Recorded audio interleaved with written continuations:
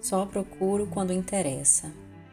De onde vem esse DNA humano, essa marca entranhada na alma, que só busca quando convém, que só se move por interesse? O impulso que grita por satisfação, por prazer efêmero, pelo acúmulo incessante de riquezas, de poder, de fama. De onde vem essa força invisível que molda atitudes e ações, que faz do mundo um palco de desejos egoístas, um jogo de interesses calculados? Só procuro quando interessa, dizem os olhos, os gestos, a frieza nas decisões.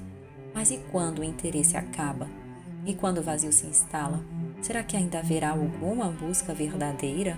Alguma chama que arda, não pelo interesse, mas pela essência? Poema Só procuro quando interessa, do poeta Antônio Galvão, lido por Nós Sou.